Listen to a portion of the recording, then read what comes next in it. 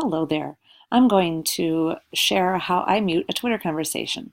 Sometimes when I get up in the morning, my notifications are just too many. I just don't want to look at all of them, and some of them don't have to do with me at all.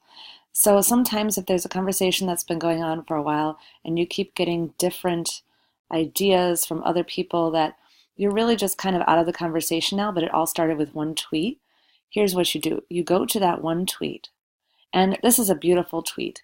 It just happened that someone else jumped into the tweet and decided to change the conversation. And all of these people were affected.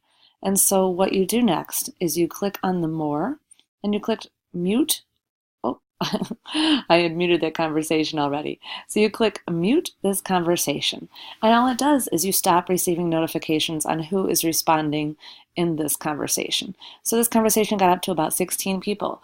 So now I don't need to field all of those tweets, some positive, some negative, but it's not involving me anymore. And so I can mute that conversation. And as you noticed already before, that you may unmute the conversation.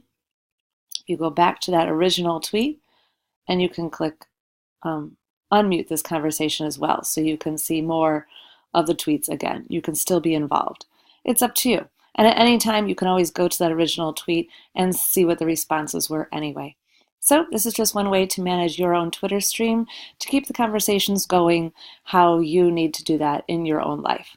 Take care, and I hope you keep the conversations going in a respectful way.